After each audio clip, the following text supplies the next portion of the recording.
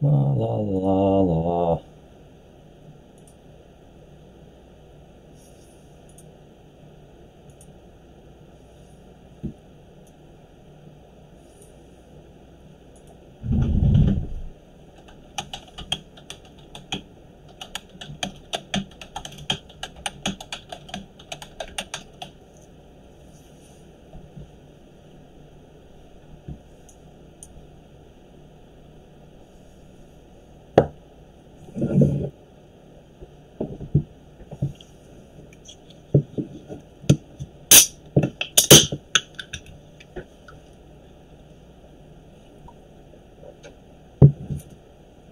Uh,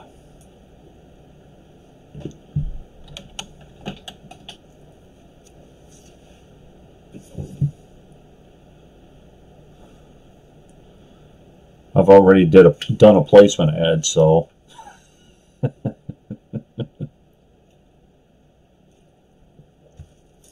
all right, Bella,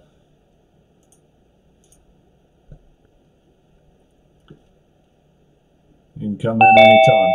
There we go. Hello. Bella wants to talk about guns. I think, to be honest with you, all the government has to do is wait for us to kill ourselves with bad choices, soda, smoking, crappy food. Hold on. You're muted.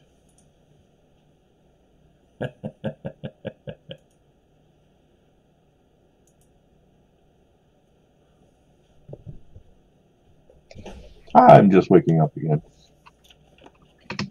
Oh, there we go. For me, it's the crappy food. Yeah. I ate too much when I was younger.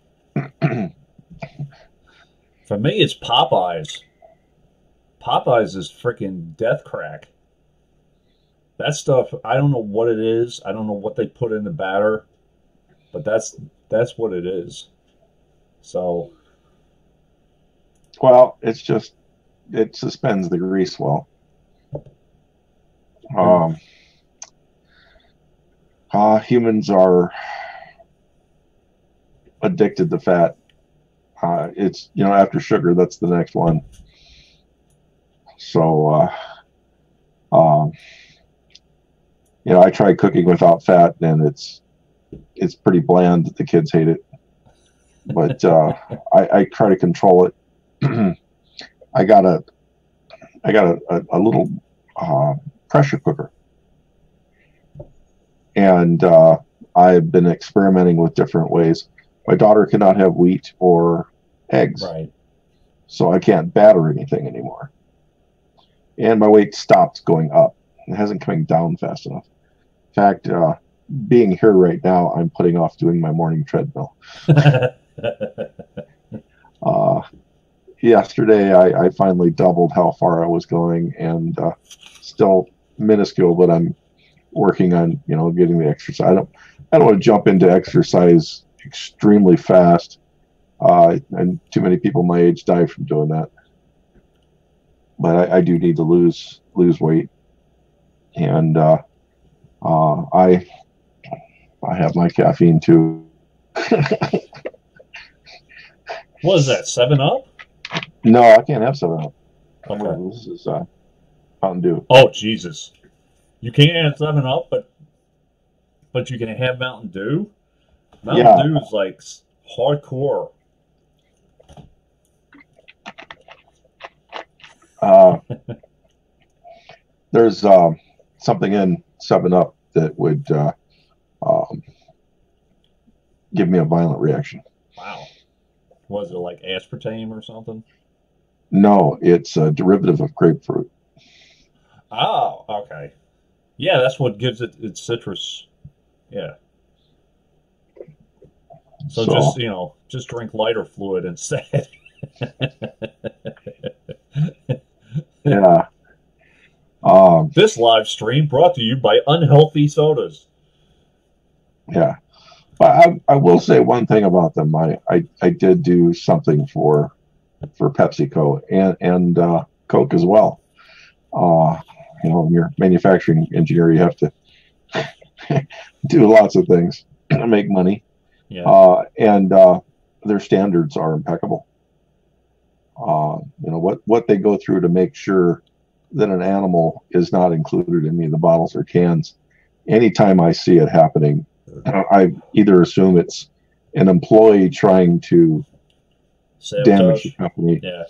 or somebody doing a fraud. And usually it turns out to be a disgruntled employee. What, like a And chicken bone or something? no, people put mice in them. Oh, okay. Yeah. I did a bottle factory and near a cornfield. So the mice would come in from the cornfields right after the bottles were made and see this nice warm bottle and crawl into it. So there are multiple points in the facility that bottles it to check to make sure that the bottle is within a slight portion of a gram within the weight it's supposed to be, or it gets kicked out. And but the bottling facilities were always wet because they're full of disinfectant and full of cleaners. Those bottles are meant to not even have a fleck of dust in them before your stuff is put in them. Well, yeah, I would imagine that they would have to constantly clean any kind of spills or any kind of, because that's, I remember working in an ice cream factory and it was infested with mice. I was like, I can't suggest this place to anybody, but even the muffins and even the bagels, mice would flock to it. But yeah, it was bad. So I would imagine any kind of, and if you spill any kind of soda in the sink or whatever, you see ants, just flock to it. Mm-hmm. So, but And the cleanest factory I've ever seen in the world was Lego toys. And they feel that children put the Legos in their mouth. So they have to treat every surface in the plant as though it's a plate. And they pick 2 employees every month and they have to go out and eat off the floor. right, yeah, I heard about that. I mean, the worst thing that I actually saw was I worked in a small burger joint when I was a kid, early 20s, and one of the burgers that had been formed, there was a piece of barbed wire in the burger meat, like rusted freaking barbed wire, and the guy was getting pissed off because I wanted to throw it away. I'm like, dude, seriously, is rusted barbed wire in the thing, and you have no idea what's gonna. And he was gonna fire me if I didn't cook it up. Well, I think the nastiest I ever saw was an artificial heart core. It's a part that is disposable between people that are using it, because it might be completely impossible to clean. And when it was made, this was a plastic part. It'd have this little bit of extra plastic that would have to be carved out by hand. And the owner of the company had hired homeless people to do it. I mean, they hadn't showered or anything at all. I'm coming, Bella. I see you now. I see you. But afterwards they would be put in a like a nuclear radiation chamber to kill anything that was on them. But to me, it was just, oh, come on, these people should have been at least clean before they do anything with an artificial heart part. I made it. How you doing, Bo? Can you hear me? Yeah, I can hear you. Okay, good. What's And up, yeah, Snooki? goddammit, I called you Boo. Fuck, I don't care. I hadn't seen you in how long? It's been a while, guys. I'm sorry it took me so long to get on. I was actually in the shower listening to the first part of that, so I was like, hurry up. I was like, I'll be right there, man. So this is no makeup Bella. You're missing, mice and soda and disgusting ass shit. So Okay, so guns, guys. You guys got me all revved up on the gun thing. Come on now. don't make me have to defend conservatives. Do it. You've done it before. Yeah. I mean, I know, but come on, people. Let's really be honest here. Guns aren't the problem. We have all the laws in place that anyone ever talks about. We have criminal background checks. We have mental health background checks. The problem is the people implementing the laws. Ooh. We can put all the laws on paper we want. We can pass anything we want through Congress, but unless the law enforcement officials, and those types of people that are put in the positions to enact these laws don't do their job, there's nothing we can do about it. This is the third shooting this year we've seen that could have been prevented had the law been followed. And everybody's screaming about the laws. It's not the laws. It's the people implementing the laws. Yeah, along that line, and access to the data. And the same thing is happening with HIPAA in medical. I just, after my wife died and then now going through moving, just incredible amount of I have to show ID for this, have to show ID for that, multiple types of ID. My daughter and I went up, because she just moved to this state, up to the county seat, and she forgot to bring her Social Security card with her. Right. She'd been up there before. They had all of her vital records on a national database, so that they knew she was an American citizen. They said, but the law is you have to show it to us. And at that point, it becomes, I think, cumbersome. Because I think if they already had the means of verifying that she was an American citizen, there shouldn't have been any issue. And see, that's a problem with the law. Okay, that's a totally different subject. That's a problem with the law. Obviously, there are laws in place that are just stupid, or that we don't need, or that make no sense. There's a lot of laws like that. The gun control is on the same system. And I understand that, but we have people who will implement little laws like that, and then look the other way when a sergeant's wife comes forward and says, he beats the crap out of me. He harasses me. So the problem really isn't the laws when it comes to guns. It's not the laws. Any legislation we get pushed through is not going to be much different than what we have now. What we need to do is actually implement what we have now. Well, there are laws that prevent them from using the laws. Like, for instance, the background check information. Yeah. When they file that paperwork, it has to be destroyed within 48 hours, and it can't be copied. So to me, that was an attempt to put a fork into the law so that it could not be exercised. Hold that thought, because my kid will not stop asking for bagel bites. So give me a second. Let me run up and pop in bagel bites. I'm coming, baby. Hold on. Hold that thought. Yeah. I'll be right back. Talk amongst yourselves. Bella, listen to me, because what kills me is, look, I think I've mentioned before that I was a Virginia Tech alum, and it infuriated me the way that Cho was handled. Not only was he allowed to purchase guns I believe he purchased them at a gun show. So that's one part of it, and I believe that those kinds of things should be tightened up. Absolutely, I agree with that. But Cho, he shot 2 people in a dorm, went 2 miles away to a post office, mailed his manifesto or whatever, the tapes and whatever, came back. It was April. He was wearing a damn trench coat, came back and did the rest and shot 34 people. And people knew what was going on.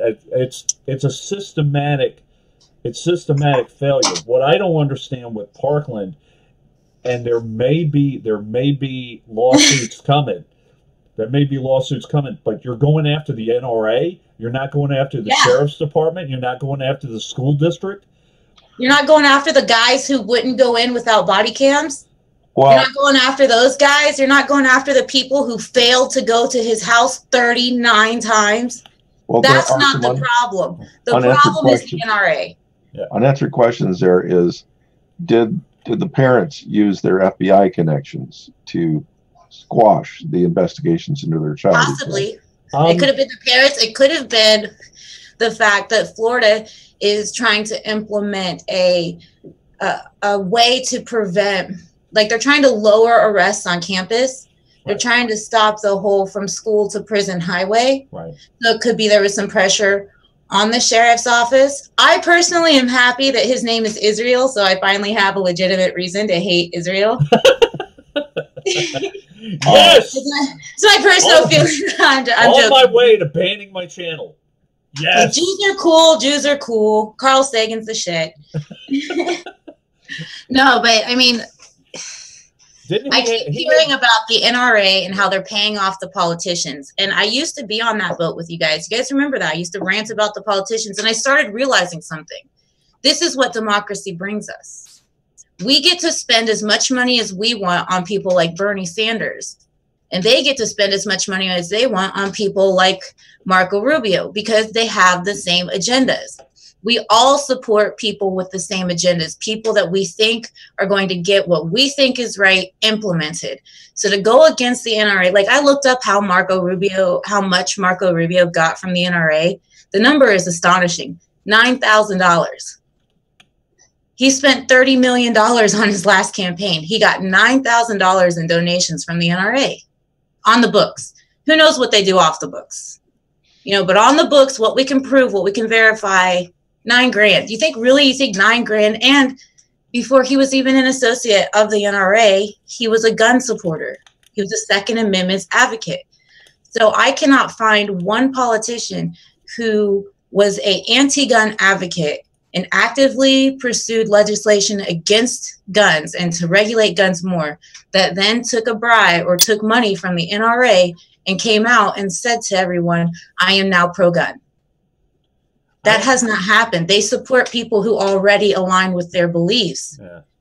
That's democracy. That's what it is. It's democracy. The push to de-arm America ain't gonna work. I don't know what the hell that whole thing is about. We're not Australia. We're not Denmark. It didn't work in Australia. When Graham said that on Sunday, I made sure to type in the comments, Graham, that did not work. They got 30% of the guns in Australia doing that. At most, that's the highest number counted, 30%. You know who's going to give up their guns in America? And people, I know this argument has been made a lot, but it's just true. You know who's going to give their guns up? The people we don't have to be afraid of. That's who's going to be okay with giving their gun up. Right. The drug runner isn't going to go, oh, it's illegal. Yeah. It's not. And where are most of the illegal guns? Because the people who are being attacked, like the NRA members and stuff, they're responsible gun owners. Their guns are registered. They know how to use them. They know how to clean them. They know how to store them. They're very educated people on weapons. Where are the weapons at that are being used in most of this bought and sold? Believe it or not, they're in the poorest parts of our country, the ghettos.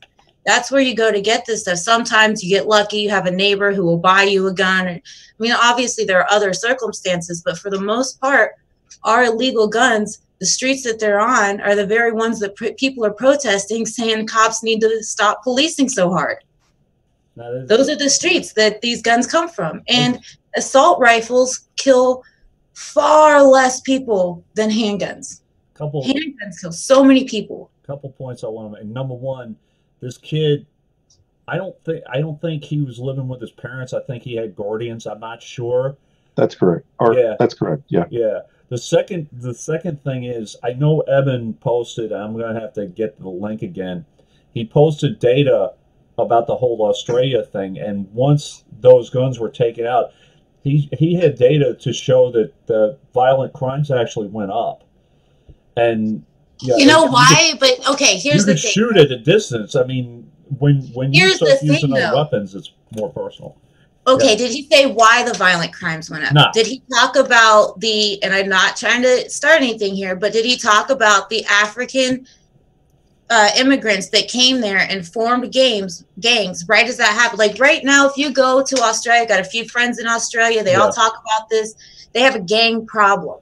Okay. And they are all African immigrants. MS-14? Yep. And that's what they're scared of right now. That's who has the guns. That's who's committing the crime. If you look around the world, those are the communities that we see committing the most crime all around the world. Now, not just in our country, not just in Australia, all around the world. It's not poverty. It's the inability to take self-accountability and say, you know what, I fucked up. I didn't finish high school. I had babies at way too young. I'm the one who decided not to pursue a career. I'm the one who didn't search higher education. No one says that. Everyone's trying to pass the buck right now. Everybody's trying to blame the next person for why they don't have something great when we live in the greatest goddamn country in the world where you have the most opportunity to make money and become a success. And it's been shown that if you do 3 things in life, you will at least become high middle class. And that is graduate high school, do not have babies out of wedlock, and finish college. You do those 3 things, you're going to have a pretty successful life, statistically speaking. But most of us aren't doing that anymore. We're getting married young. We're having babies young. I mean, goddamn, look at the Maury show. Come on, guys. That's what our culture has divulged into. Steve Wilkos, Maury, Jerry Springer. This is where our young people are. This is where we're seeing the problems. We see it play out on TV. We know it within ourselves. Like I knew it on Halloween. I live in Detroit. All of the kids from the neighborhood across from me, which was it's 8 Mile. It's across from me. It's actually where Eminem shot the movie 8 Mile. All of those kids come to this neighborhood to trick or treat. They don't trick or treat in their own neighborhood. There's a reason for that. And a lot of it has to do with gun violence. And a lot of the guns there are handguns, and no one cares about the handguns. They're always only talking about rifles, assault rifles, or they'll say assault weapons, and they don't even realize when you say assault weapon, you're basically talking about every weapon because there's no clear definition of what an assault weapon is. And the closest that we can come is it's a gun that as soon as you fire one bullet, it automatically chambers the next bullet. So you could be talking about many different handguns. Right. Like, unless you're talking about bolt action rifles, that's like one of the few guns that doesn't do that. So where does it stop? How are we going to get all these guns off the streets? We're not. It's not going to happen. We need people actually implementing the laws we have. That's the only way this is going to work. We need security in our schools, not our teachers armed. We need hired security. Everybody talks about needing jobs. There's an entire industry right there. High school security, middle school security. That could be for our vets, our retired cops. I mean, we could put a lot of people to work protecting our most valuable asset, which are children. And right now, we're just leaving them in schools like sitting ducks, waiting for one of these wackos to come in that has somehow managed to get their hands on a gun or 2 or 4 and kill them. Like, we have mall security. Why don't we have school security? I don't understand it. White people don't want their kids, or rich people, I should say, don't want their kids going to school with schools that have metal detectors and stuff. But well, yeah, that's bad optics. Well, these same people, though, like, okay, let's use celebrities. They're a good example. They send their kids to private schools, right? They are a good example of anti-gun advocates.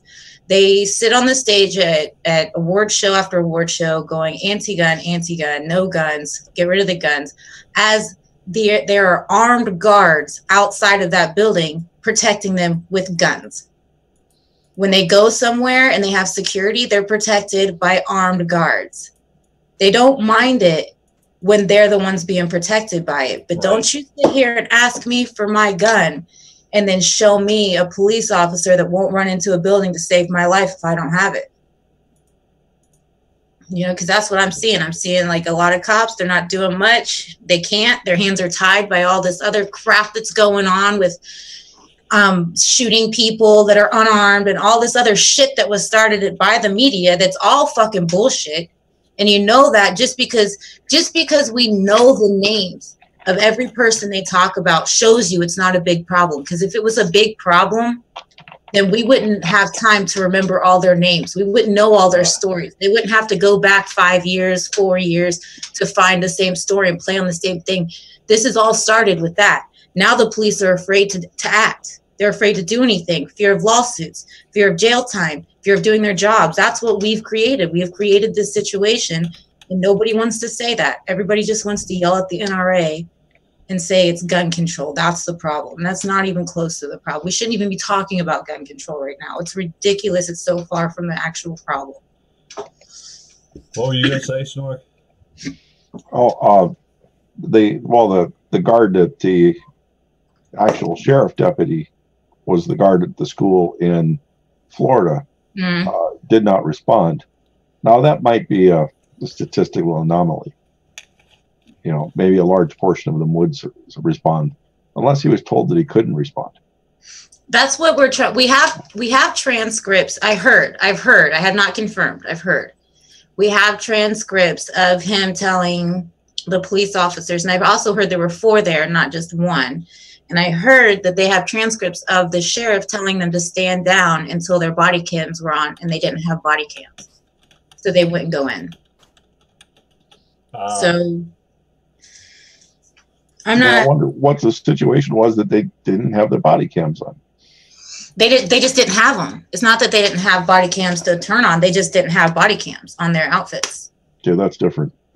Yeah, they just didn't have. It's like, you know, you can't go in without body cams. Well, why would they be worried about that if they weren't so worried about all the shit that's been thrown their way over the past few years? You know, we are in a police-hating state right now. We are in a state where places like TYT can go off and say whatever they want, and like Jimmy Dore can say whatever he wants about fuck the cops and they're just bullies and when are we going to rise up and when are we going to stand up? And then you'll have a black kid who makes videos responding to all that shit, go out and kill 3 or 4 cops, and nobody puts that connection together. Nobody understands that the media is directly inciting this violence. And I know a lot of people who didn't really have a feeling one way or the other on race or guns, but because of this stuff happening, they now are becoming racist. They don't like being told that being white is wrong. They don't like being told because they're white, they're somehow automatically racist, or any opinion that they have is somehow racist, or they themselves are privileged, because we've all been through shit. We know what it's like living like that. We know what it's like to be poor.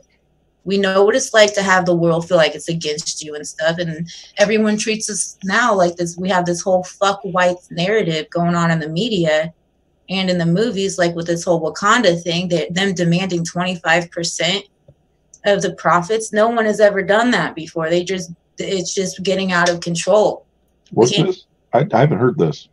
Oh, yeah. The founders, the surviving members of the original Black Panther started a petition that's being signed. I think it's up over 400,000 people at this point.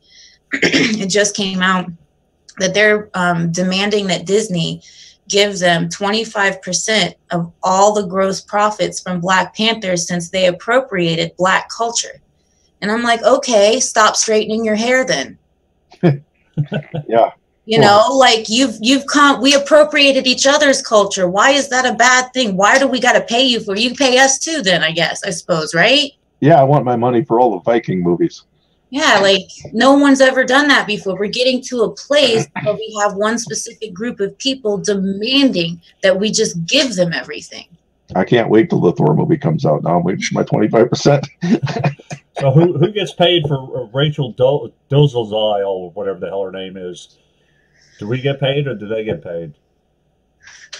You know what, Zox? You're right. White racism is starting to grow again, but it's directly because of all this shit. Think about this for a second. How many white supremacist rallies were there outside after the 60s, okay, after civil rights? We're talking on up. How many white supremacist rallies or KKK rallies were there before BLM came along? There weren't any. No one cared anymore about white supremacy. No one gave a shit anymore. Now it's relevant. That's what's happening. It's the division, the lines of division, and people are just letting it happen. They're just following along like sheeple. They're just letting it happen. The lines of division are being drawn by the media. They are pushing this narrative over and over again that there is this epidemic of racism happening, and it's not happening. You want to see real racism? Watch the show Timeline. It's a cool show. It's a sci-fi show. It's 3 characters to different places in time. Every single time they send the black guy back to like the 1800s, the 60s, shit is so fucking bad. That's when it was racist. Back when they were coming like straight out of Compton, came out back in the 80s or the late 70s, early 80s and stuff. That's when it was racist. We've changed. Shit has changed. It's not like that anymore. And now they're trying to pretend like it's still like that. It's not like that anymore. Well, it's just not. There's a lot of isms are coming out now. I mean, the lines of division. You're right. I mean, there's racism. There's the whole Me Too with the gender divisions, political divisions, religion divisions. I mean, racism is not the only one. I know. Feminism. I can't stand that stupid shit. And this Me Too hashtag that's happening. Everybody's sexually harassed. Now take it from a real rape victim, man. I fucking hate these bitches. I hate these women who come out and sit here and act like a guy hitting on them or somebody paying them a compliment. I'm not talking about the ones who get chased around with dicks and stuff. That's wrong. Right. I mean, like these, for the most part, we got women coming out like, oh, he hit on me and I didn't want him to. So what? How many dudes hit on me? I don't want him to. You know how many dick pics I get a week on my PlayStation? On your PlayStation? Yeah, they send them to me all the time. I live too sheltered a life, I guess. I think of a PlayStation as a place where people play games. Oh, they're playing games, apparently. Yeah. Well, Melissa Gilbert bitching that she was asked to do a nude scene and she declined to do it, and then she's saying that Oliver Stone sexually harassed her for asking her to do a nude scene. That, I mean, come on, for Christ's sake, the Aziz Ansari shit. Enough. Weinstein gets in trouble. I read every case of every woman that came out with Weinstein, and I heard the same thing over and over again. He offered me a part, and he told me that's what I had to do to get it. Okay. Did you do it? Oh, you did it? Oh, you got the part? Oh, that's a deal between 2 consenting adults. That's not fucking sexual harassment. It's not my fault you sell your pussy for a movie part. That's not his fault that you're willing to do that. You have the option to say no, unless Weinstein was in that room physically forcing her to. It's almost like one particular case, I remember, I forget the girl's name, but she had met him at a hotel, and then he was like, come up to my room. Women know what that means. We know that's not a fucking business meeting. We know what that means. And she got that part. And then a few years later, she ran through all her money, and all of a sudden it was sexual harassment. I'm like, you know what that says to me? It's like a hooker who does the job, and then afterwards goes, you didn't pay me enough. Do you believe Corey Feldman? I tend to believe him. You're gonna have to remind me of what he said, because at this point, it's one of those domino effect against everybody's being accused. Hold on. He is basically saying that as a kid he was molested by co-stars or whatever, and freaking snark. That's different. That's different. And yes, I do believe him because he has a lot of problems. Yeah. And game recognizes game. So when you've gone through it, you tend to be able to recognize. I really tend to believe him, but that's a different thing. And that's child molestation versus you're wearing a cute outfit and somebody says something about it, or you walk into a situation as an adult knowing this is how it's going to be. You can choose a different career. You don't have to do these things. He's not naming big stars either. He's like, some like bit actor co-star or whatever. I tend to, but he is pushed off to the side.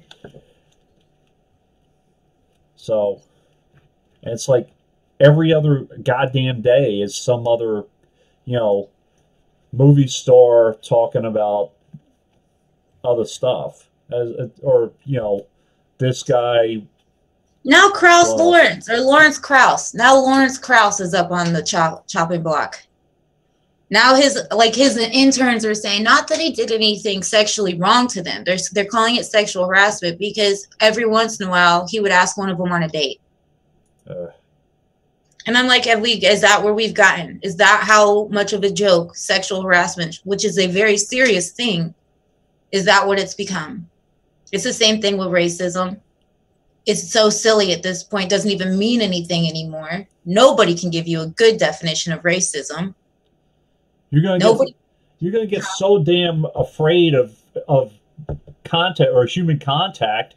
You're gonna get so afraid that somebody's gonna make an accusation that you're harassing them. I say hey to people, at work or whatever, and he looked at me, he stared at me. Jesus Christ. Like, get over yourself. I'm just really getting tired of Generation P. That's what I'm starting to call them. Generation Pussy. Generation P. That's what I'm getting tired of. I'm getting tired of the bullshit. I want to raise my kids. You want to raise your kids. We all want to have nice things. Let's work together and fucking get them. What is all this bullshit that keeps going on about white people hate black people hate white people, men hate women hate men. The whole fucking world hates each other right now. Why? It's driving me nuts. That's why I stopped coming on camera, guys. That's why I'm not on my channel much anymore. I say one thing. I talk about the truth when it comes to Black Lives Matters in the black community on Graham's channel. And all of a sudden, I'm the stupidest woman in the world, even though everything I said was fact. And I didn't have a proper opportunity to defend myself or defend what I was saying because Graham was too busy trying to guide the conversation into his own personal experiences. I don't give a shit about your personal experiences. What is the data? And that's what I've been trying to get to everybody. What is the data? What are we actually seeing happening? Like when we talk about crime, where are the crime-ridden areas? What is the demographic within those crime-ridden areas? And if you think I'm racist for saying that, then I don't know what to tell you because I'm not racist. I hold everyone equal. Everyone has equal accountability. I am just as guilty if I pick up a weapon and shoot somebody, no matter what the reason, whether I'm broke or whether I'm a drug dealer, doesn't matter to me. I make that choice to do that. I serve the consequences. Why is it that they get a pass just because they're black? Oh, are they our special child? Can they not take care of themselves? Can they not move themselves up out of what they're in? Are they incapable of doing the things that we have done? How is that not more racist when you think that black people can't do things than when you say they can do anything I can do? How is it that I'm racist when I say that?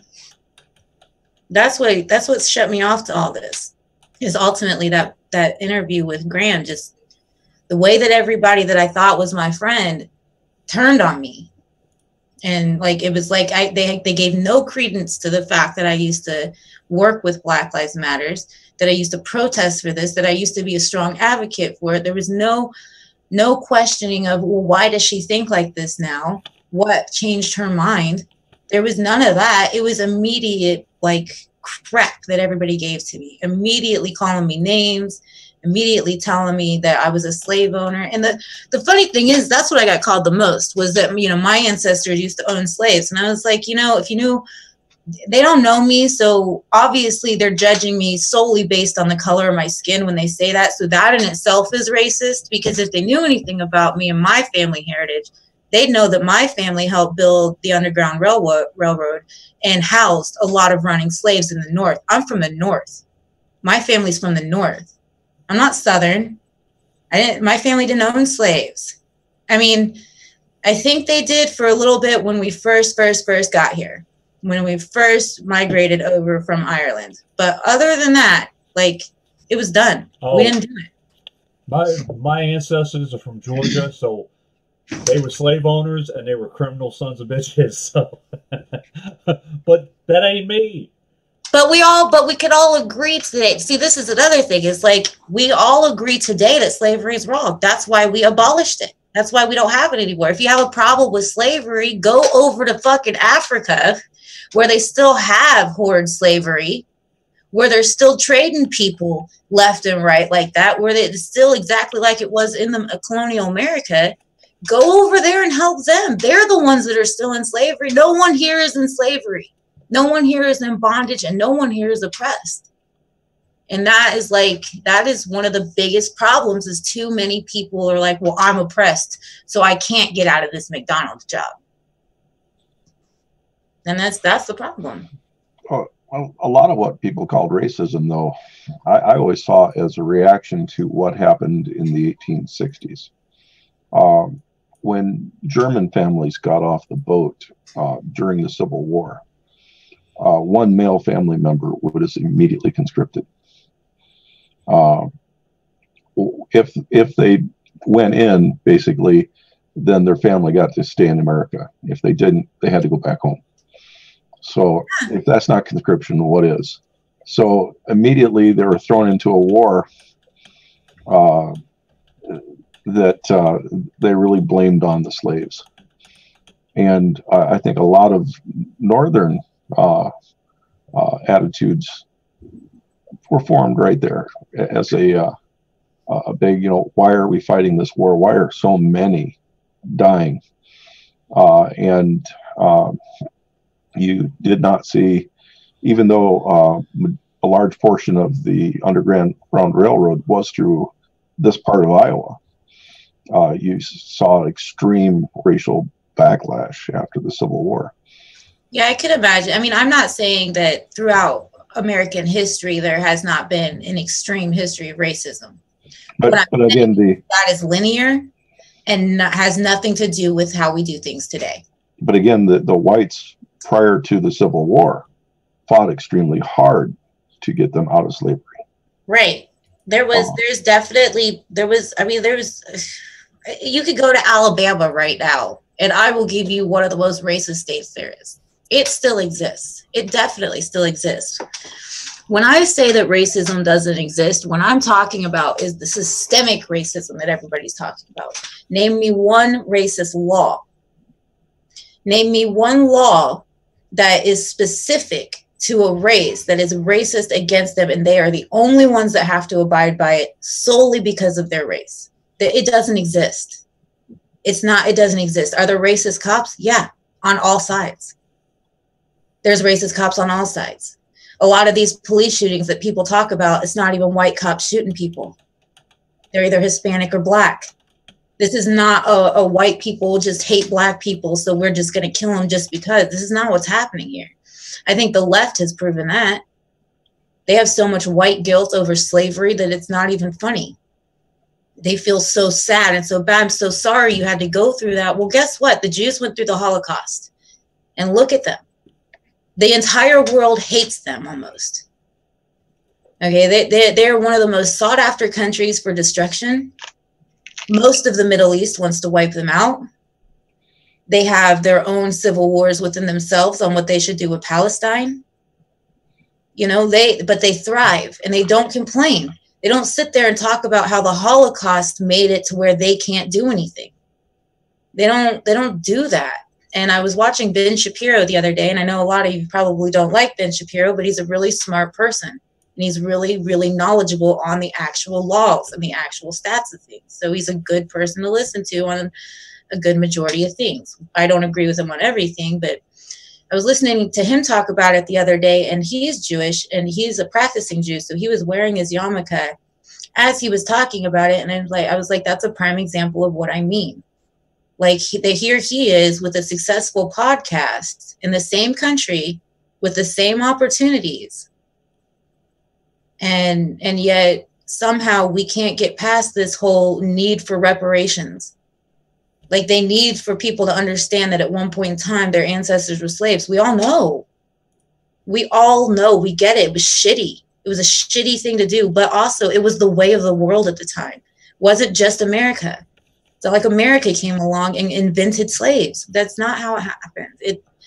Slavery's been something that people have utilized since early hunting gathering times. I don't understand how reparations would be enacted or there are different proposals to give land back to the American Indian. How the hell is Rosen, you're just wrong. Rosen, you're just wrong. Oh, well, yeah, I've been wrong before. I mean, Rosen's wrong. I'm reading what Rosen said. Rosen says, a race of people whose freedom had to be legislated by white people are certainly to this day treated differently. Okay, you know what? You're not wrong. You're right. They're treated differently. There's at least 5 colleges right off the top of my head that I can't go to because I'm white. When I went and needed government assistance when I left my abusive ass ex and I needed help because I didn't have shit to offer my kids because I was oppressed by my ex, that's real oppression, not being able to go anywhere, get a job, go to school, get beat up all the time, have to do whatever he wants when he says. That's fucking oppression. When I went to get help, I was turned down. My application was the same as my friends. And she was black. She got $250 food stamps a month, plus Medicaid, plus TANF for her kids. The only difference in our application were our birthdays, social securities, names, and what race we were. Everything else was the same. And we did it that way on purpose because we made a bet that I said it would make a difference. She said it wouldn't, and it did. So there's that. There's housing loans I can't get because I'm white that are only for African American people. So you're right. They are treated different. They have more opportunity to do better. On the SATs, Asians get docked 250 points. White people we start at 0. Black people, they get 250 points added to their score. Really? That's another thing they get that I don't get. Like when you say they're treated differently or they're like, I know you mean they're oppressed or they're somehow treated badly, but that's just not the case. It's just not the case. Not by our government. Maybe by individual people, but not by the government. Not by the police departments. And I'll go further. If it is such a racist nation, if the police are really doing this out of racism, then why don't we see those same numbers reflected for African American females that we see reflected for African American males? Why is it that the females are not getting arrested at the same rate as the males? Why aren't they being shot at the same rate as the males? If it's just racism and it's just because they're black, those numbers should be pretty equal. But when you look them up, they are drastically different. It comes down to who's committing crime. It really does. And I get so tired of people saying it's a racist thing. It's not racism. It's just the fact that they're committing crimes and then they're resisting arrest. People don't understand that. It's like I posted a collage of young African-American males who got pulled over and followed the rules. Didn't talk back, gave him his license and stuff right away, didn't reach for anything. And guess what? Every single one of them had something positive to say about that experience. When you resist, when you reach for things, and when you do not comply with the police, they'll shoot you. It's that simple, no matter what color you are. They do it to white people way more than they do it to black people. They're more likely to shoot a white person than they are a black person. But all that gets looked over because the media says we have a problem. We have a gun problem. We have a racist problem. We have a feminist problem. I mean, we have problems. All of this is going on in our country. Really? Like, no, it's not. There might be little problems here and there, but it's not this big, huge, prevalent thing where we need all these huge movements to fix them. Well, there's one thing about, people who are trying to stir people up against one. I go back to Carlin, where, the people in power always try to point out the differences between other people, so they fight amongst themselves, and it has always worked. Always. And the people in power, they hate everybody equally. They just do. Here's the thing. This Kevin just said, maybe because 23% of our workforce in the United States, female Black Americans. Okay, what does that have to do with anything? So you're saying they're not arresting the Black females because they know they have jobs? Is that what you're saying? No, they're not doing it because they're not committing crimes. They're not out there selling drugs. They're not out there gangbanging. They're not out there assaulting people, raping people, murdering people. You know, when I was on the Graham Elwood show, every stat I gave, I specified to violent crime. I didn't include nonviolent drug offenses or anything like that. I specified it to rape and murder. And I specified that Black people per capita commit more than 50% of the murders in our country. Yet and we're talking more specifically, young Black males between 18 and 35 commit about 50% of the murders in America per capita. All right. Whereas the women, they're not out there committing those murders. They're not doing those same things. They're single moms. You're damn right they have a job. They have to, because the Black fathers keep leaving. They keep going from woman to woman to woman to woman, gang banging, and like not giving a crap about like working or going to school. And again, people, not all. I never mean all when I say something, because then you only have to find one case to prove me wrong. I mean majority. And I think all you have to do, and I know I make a joke of it, but really all you have to do is realize that Maury has been in business for 20 years. He has had people time after time on that stage, multiple times screaming, "That's not my baby." That's what happens all the time. We don't have an epidemic of Black men being arrested for marijuana, so that's why they're not at home. They're not at home because they don't want to be there. They're not getting married to these women. They're not raising these children. They're having 4 or 5 children with 4 or 5 women. And these women are left to take care of the children. I'll give you an interesting stat. In 1960, the single mother rate for African-American women was 20%. Now, the single rate for African-American women is 70%. So unless America since 1960 has gotten 50 times more racist, that's not our fault. Since the 60s, we would have had to have gotten 50 times more racist to make that stat our fault. This whole thing that it's all white people's fault is bullshit. It is not all our fault. Definitely not the ones that have been alive for the past, I don't know, 20 years, 30 years. Right. We are in a new time, a new age now. And now we're in a new age and there's not really any of this stuff going on. So now they're expected to get up and work and go to school and take care of their kids, and they don't want to. So now it's reparations time. I see you, Chad. I'm bringing you in, Chad. Chad's got something to say. Yeah, I know. I'm using Maury as a reference to show how idiotic it is to say that all of the Black fathers they're not there because they're in prison. That's just idiotic. I'll be right back. Let's go ahead. Let's go ahead and map out everything you just said. First of all, there's more people in jail for cannabis than all violent crimes combined. Less than 1%. Let me talk. You've been running your mouth. Hey, you've been running your mouth. You've been running your mouth for things you don't know. Let somebody else talk. Bullshit, I go off of no, shut your foxhole mouth. Shut your foxhole mouth for a second. There's more people in jail for marijuana than all violent crimes combined. Black people, minorities are. Hey, bitch, let me fucking finish. Let me finish. We're done. Black people, minorities are 4 to 5 times as likely to be incarcerated, even though whites and blacks use at the same rate. Now, all this information, and let me finish.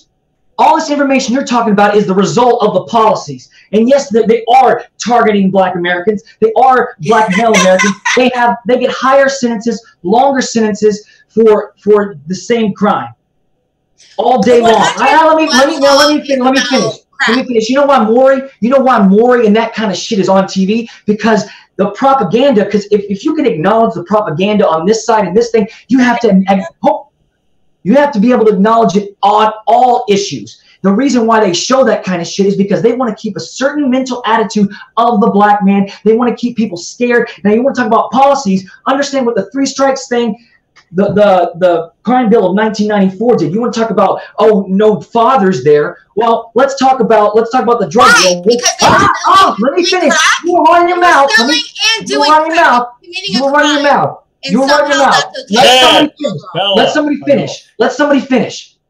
And Nixon started the drug war. Nixon's man came out in 98. He 90s, early 90s, and said the reason why they created the drug war was to keep hippies and blacks in line. So first of all, boom, the reason why that shit was it's all manufactured. In the 80s, the CIA fucking flooded the fucking black communities with crack in order for them to raise money for whatever their whole thing is. Look that shit up. 1994, the crime bill came out.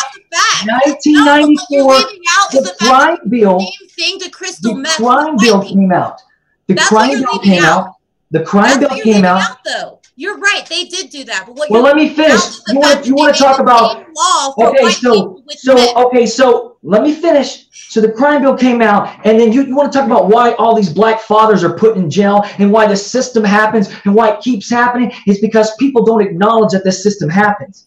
It happens all the time. So that the whole 3 strikes thing, there's a reason why this happens. It's frustrating. It's frustrating to hear you run your mouth like that when you have no idea. Prison Policy Initiative. Right now, currently, we have 0.0075% of people in prison for nonviolent drug offenses. Everyone you're talking about that went to prison for a drug offense that is above that number has a violent crime attached to what they did. So you know what prohibition was? Do you know what prohibition was? Do you know what prohibition was? Yes, I know what prohibition was. Okay. So let me ask you a question. Let me ask you. You obviously drink. You drink right there, right? You drink. Okay. I have an apple cider. Okay. Yeah. Okay. So in the 1920s, if you were having that drink right there, the cops, because the policy tells them this is what you're supposed to do, you would be arrested. You would be the criminal. You. Let me finish. Right. I know that. So stop acting like the reason why people aren't in jail and they go into the system. What happens? You put in jail for some bogus reason. You don't have any kind of all this shit. We know the schools. We know all this stuff. We know redlining. We know all this shit. So this happens. Boom, boom. They put you in the system. Then they get you with a federal charge. Then you can't go get a job because you have to go through the system. So what the fuck do you think somebody's going to do? They got to go live on the streets. And then once you realize the government's fucking everybody anyways, what the fuck do you think? Here's what I think people do. Here's what I think your biggest misunderstanding of what I'm saying. No, you running about and acting like there's not a real issue. You acting like because you don't see what black people go through, that black people I live in Detroit. That they don't have their own issue. And most of them say the same things I'm saying. No, black. You obviously don't know no black people. Bullshit. I live in Detroit. How can I not know black people? Most of my Ubers are black people, and I talk to them all the time. Your Ubers are black people. Oh my God. Oh my God, yeah, that's a real good defense, Tommy Lauren. Your Uber drivers are black. Here's the problem. Here's the problem. How many people from the streets do you know? How many people from the streets do you know? How many people from the streets for real the streets? Pretty much all of my friends. All your friends. And that's what they're telling you. They're telling you that the justice system is not corrupt? That's what they're telling you? No, what they say. They're telling you that there's bogus things? What I say. They're telling you that? They're telling you that.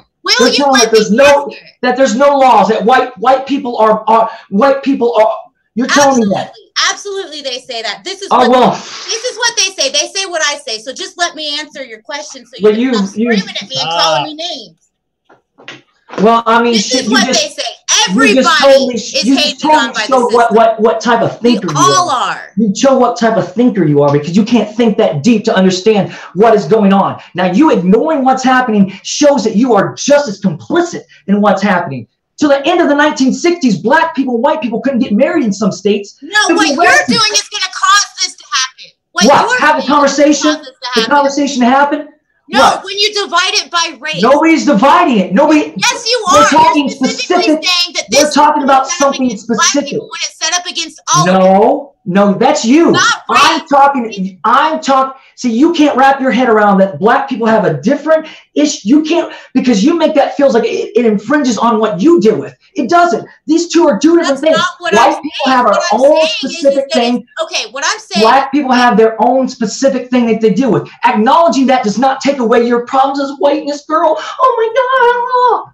Dude, Okay, you're so lost Maury, on what I said. go back to watching Maury. Go back to You're watching so Maury. lost on everything that I said that you Yes. come out here and attack. No, you lost on everything You you haven't said. given me a You chance lost on everything you said. anything that you're saying. And when I did repeat something, Please, I know much more than you. you You obviously don't know anybody from the streets. You obviously don't know what's going on. You all right, obviously fine. don't. I don't know anybody from the streets. I'm just talking out of my ass. I've never had a conversation about it before with anyone who's gone through it. You're right. And they're telling you that the system is justice. That's right. There's nothing wrong with the justice. There's nothing wrong with the police. I have never once. There's nothing wrong with there's nothing wrong with the policies that teach them to act a certain way, to be afraid of black people. Music teaches them to act a certain way. And why do you think? Okay, if black people are the minority, then you're gonna say, okay, more people, white people get shot. Well, of course, if they're the minority or white people are the majority. Of course, there would be more people. And you're talking about per capita. You should be able to realize that there's why would that be? By your logic, shouldn't white people be committing more of the crime? Then shouldn't we be? You're telling me by the people in jail. That's your evidence. That's your evidence as crime. That's your evidence as crime. Crime specifically. I'm not talking about drug crimes. I'm not talking about jaywalking. Who's crime? I'm talking about rape and murder and assault and battery. What are you talking about? The one guy fucking raped the girl while she was asleep or drunk and passed out. It was horrible, and he should have gone to prison for a long time. So you don't think that white people get off side by side all these things that they get off on a lot more stuff? Here's what I think. Okay. I think we have yes or no. I think we have a very broken justice system. Okay. I think that everyone. So what do you think happens? What do you think happens after that happens? Are you gonna let me finish? Yes, he is. Go ahead. Obviously, there's a problem with the justice system. Obviously, we have a lot of innocent people and laws we shouldn't even have, like against marijuana. I agree with you on the prohibition thing. I agree with you on the drug war. I agree with you on a lot. What I refuse to do is to say that any one of us gets it more simply based on the color of our skin. That's where I draw the line. That's stupid. That's a stupid thought. That's a stupid thought. Nobody gets it. In certain places, some people get more shit because of the color of their skin. Are you that dumb that you don't think that individuals? You don't think that there's individuals that follow policies are set up for people to profiling is what does that. I'm sorry. What does? Profiling is what does that. You don't think the system? They'll see a black dude walking down the street. Oh my God! Walking down the street? Why do you think that? You think that the more criminals? You're profiling. You're profiling. Everyone profiles. Every single person profiles. The moment you go for a job interview and you try to look nice, it's because you want to put yourself off as that kind of person. The FBI profiles to find serial killer. Profiling is only following trends. All it is collecting data and following. No, not trends. It's okay. You're talking about basically being judging somebody from their appearance. That's what you're saying. Well, no, not necessarily, because. Well, are you trying to get to know somebody? Are you trying to understand what somebody goes through or the system, how it works? Because once you put somebody through that system and then you put them into a world that's just, you're creating drama, you're creating violence. You're talking to a girl whose dad just got sentenced life in prison. That is something no one knows. My dad just last week got sentenced life in prison for a crime he committed. Okay, what does that have? What does that have to do? What does that have to do? What does that have to do? If they're in prison for a violent offense like my father, and they're on their third strike like my father, who was homeless for most of his life because of what you're talking about. He got a felony, then he got another felony, then he couldn't get a job, then he lived in the woods for most of my life until he finally got arrested for a third felony charge. Now he's in life for prison. That is a system I don't agree with. But what I'm saying is it affects all of us. It affects nobody said it didn't. No, nobody said it didn't. What you said is you're saying that people don't have different experiences based upon their race or their color. That's I never said that. I never said that. What I said there's no systemic racism. No. I said over and over. So there's no systemic racism? There's no systemic racism. Name me a law. Name me one that specifies a race. One, that's what it means. That's what systemic racism is. No, stupid. It is systematic No, racism. no, it means that some people use certain laws to target people. They interpret the laws in order to target. When you think, look, because you watch Fox News so much, you're into I don't watch Fox News. Well, you talk just like a goddamn fucking parrot. News. Your fucking talking points are that right conservative. Because you look at the results. You look at the result of the policies. You look at the result of the policies. You look at the result of the policies, and that makes you judge a black man based upon the result. Saying that, rather than saying, okay, I have never judged anyone. What are you talking about? You're not even acknowledging what's going on. You're making it seem like, oh, there's no systemic racism. Are you kidding me? These are the same things I used to scream at. Are you kidding me for real? Don't you remember when I first got on? Don't you remember my Tim Black interview? I was incredibly passionate about what you're saying. I believed everything that you're saying until I saw the actual evidence for it. The evidence, what's that mean? But you don't talk to people from the streets. You don't listen to what's going on. You're obviously not paying attention to the theme, the thread. You're thinking from a white perspective. What cracks me up is I can step outside my door and in 2 blocks be across 8 Mile. And where all my friends are. Go. Like, you don't live on the streets. I hear gunfire out of my house every goddamn day. There are gang people all around here. Like, I don't live in Detroit. That doesn't mean like, you're processing it. I don't know. You obviously don't get it. You obviously don't get to say that there's no systemic. Here's what I know. Most of the people. Okay, all right. Hey, Snork, how you doing? Hi.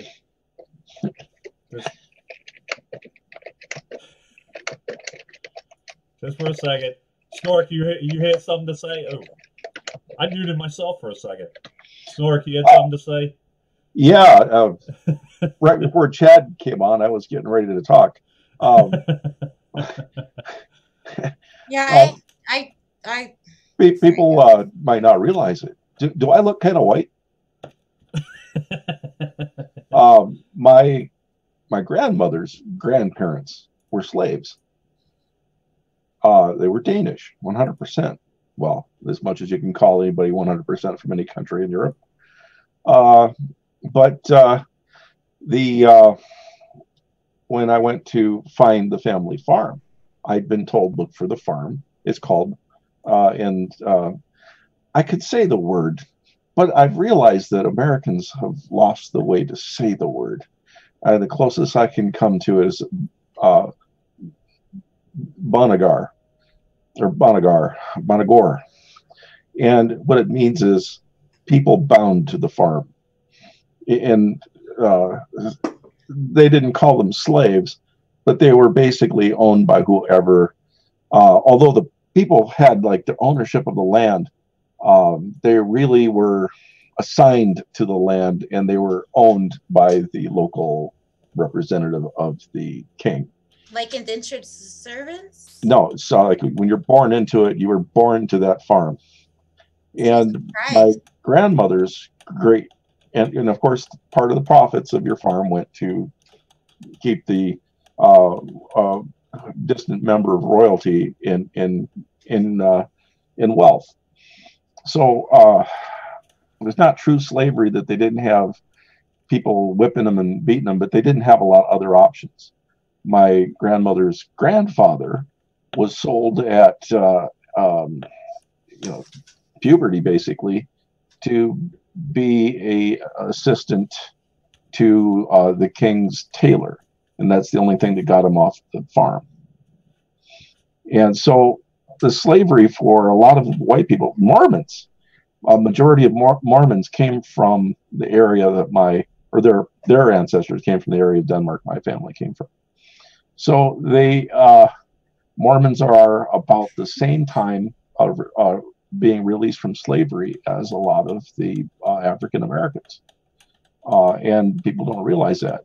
So they don't teach that in the history books. No. They only teach one side. I was so shocked when I learned it because, when I got to Denmark, I thought all I needed to do, because I was there for a job, is say, there's a farm, it's got a name, it's called Banagar. And they go, well, your pronunciation's horrible. By the way, all the farms are called that. it just means that it was a farm run by people who were bound to the farm, roughly saying. So that was an embarrassing question. The next thing I'd heard, and sorry I can't cite points, about 138,000 people, if reparations were passed, would actually be qualified to receive them.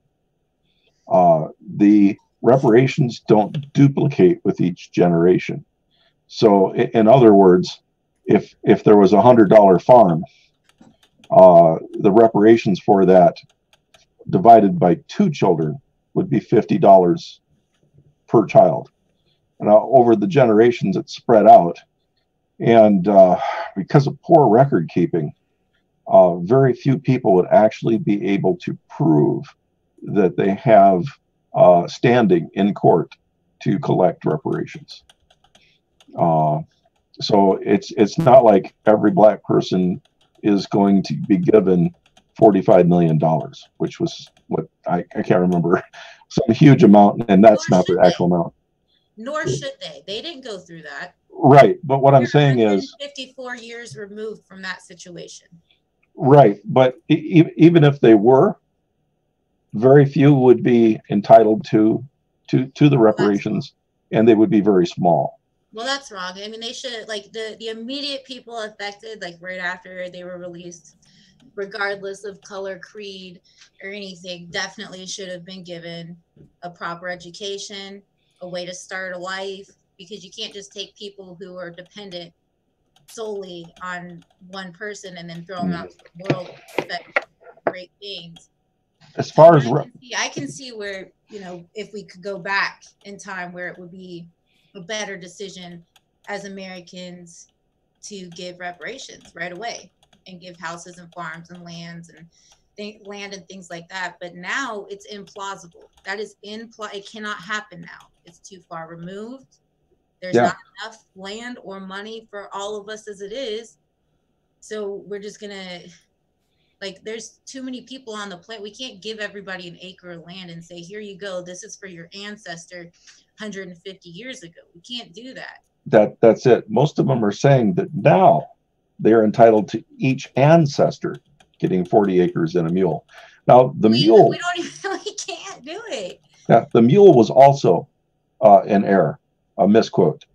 The amount chosen for just this one group of people was that the Army was to allow them the use of their mules until they got a farm established of their own. It was not to be a permanent grant of the mules, and it was not a obligation for future generations. The Army at that time had the mules in the area, and so he ordered them, get out and help those people with your mules. My problem comes in is we keep being incredibly linear. We keep talking about slavery. We keep talking about the 60s and the civil rights movement. And I will say that every single person I've ever met that's been involved in the civil rights movement, which I know which side I would have been on, which probably would have been the more progressive side at the time. They look at what's happening today and they'll tell me, like, that these kids don't understand what it means to have to fight for civil rights. They have them. They don't have to drink from separate water fountains. They don't have to go to separate schools. They don't have to ride in the back of the bus. They get to vote. Like, all of this shit changed because of that incredible struggle that needed to happen. That was a movement that needed to break those barriers, and we needed to get over that as a country. We needed to get over that as a people, but we are over it. So, okay. They're not, the ssame things aren't going on anymore. That's true, but because they're doing different things, they're using different techniques, different tactics to be able to go at the minorities and black African Americans, however you want to say it. It's happening. It's happening. We have privatized prisons. We have privatized prisons going on right now in across the country, that they're using slave labor, these prisoners. In fact, I mean, I don't understand how how, well, first of all, a lot of people that are doing this shit are just following policy. The policy sets up the variables, the dynamics to say this is the world that you're supposed to live in. This is a criminal. And then what happens is they attack. Well, they go after black people a lot more, and that's why they keep it in the prisons. It's a system, and you look at it like, oh, well, the more black people are in jail, then so that means they must be more criminal. Rather than let's see if it's a white majority, and looking and judging from the way that media goes and how they write the narrative. This shit's been going on for a long time. They just substitute one thing for something else, and then they make somebody feel crazy for like, well, this person gets special treatment. Every individual, everybody individual has different people that somehow are not, somebody else gets an upper hand or whatever. Everybody deals with different shit, but you still cannot take away what is going on, because if you hear more than one person talking about it and it's an issue going on, then people need to understand and listen, because first of all, everybody thinks they're right, and there's a reason. It's because people live within that world that's going on, and you have to talk to somebody in that culture that deals with that. But see, that's where, and I think I got too mad and I yelled, but because I really got offended by this when you said there's no way you know about it. That is, you are so wrong on that. Like, I really am involved with a lot of people who go through this shit on a daily basis. Well, then you can't say that and then say the only reason I have this, and then use the talking points. You can't. The only reason I have compromise for that. Those are two different things. That's like saying you're a Christian. But do you understand what I just said? The only reason I changed my mind, the only reason I changed my mind and got out of Black Lives Matters and got out of that fight and started saying what I'm saying now is specifically because of the dialogue I had with them. They are the ones who told me how divisive this is, how much it's hurting the Black community. They are the ones who— You're talking about older people that don't know what the fuck's going on, basically. No, you're talking about like what's the guy in the Democratic Party, John, the guy that walked the walk, the motherfucker that a couple of them were from the civil rights era, but I'm only so far from removed from what's going on. So far removed. This is happening. Regardless if you want to. Here's the thing, though, but you don't even let me finish, so you just assume. No, you speak very loud and clear. You talk and talk and talk and talk, and you let your thought process come out by the things you say, because you say, no, I already know what I'm going to say, but nothing makes sense. I say it. You don't let me finish and assume. You talked for like 3 hours before I came on. We've only been on for an hour, dude. I'm obviously exaggerating. You obviously talked for fucking 3 hours. Obviously, what I tried you get what I'm saying is that you talk a lot, and you put it all out there, your thought process, and anybody that understands what's going on can pick apart your thought process and say, no, well, she believes this. Some of the most intelligent minds on the planet, I'm saying you like to speak first. Raise your hand. Here's the thing, though. I was talking and I was saying something, and then he comes in and cuts me off and doesn't let me finish. I didn't mean to cut you off after 25 minutes of oh my God. Of the Bella show. Excuse me. Trying to be the Bella telling people, you don't have to save white people, okay? I'm not trying to save white people. I'm trying to save people. Here's the thing, because I establishment has done a lot. However you want to say it. You may not. I actually do give a shit. I would love to see all of my brothers and sisters from every race and every class. Of course. Getting the same. Of course. But that doesn't mean you can't acknowledge. That doesn't mean you can't acknowledge individual struggles, individual cultural issues. What's happening is but you're not. You're saying you're making it about white people. Reversing roles. You cannot replace one racism with another racism. Wait. I'm struggling myself. I have to go pee. So. And just so I can finally get this out, two or three of the people that I'm talking about are from the civil rights era, but the majority of my friends are 30 and younger because I'm 30. I don't hang out with a bunch of old people. So yeah, that opinion comes from not just the civil rights era, but the era that we live in now. So how many people they look around down and they see that their brother wasn't killed by a cop, he was killed by another black guy. Their mom wasn't killed by this dude over here who's white, just driving through the neighborhood. He was killed by a Hispanic guy. Okay, so who created the culture? Who created the policies? Created the culture honestly, who created the culture? I would say NWA. The NWA? The second they started glorifying gangbanging, yes. The second that gangbanging became an appropriate lifestyle to live. Oh, so okay. Before that, they didn't. So there was no problems with the black community and cops before then, right? Is that what you're saying? No, it was worse. There was none. Way worse. Before. You're saying, okay, the NWA talking about the issues of that's going on in the streets of the community. That's what started it. No. Wait. That's what started it. You asked me what started it. NWA comes in and talks about what's really going on, right? So now the younger kids of today are listening to that same music and assuming that's still the same. So actually, you're completely off. Completely off.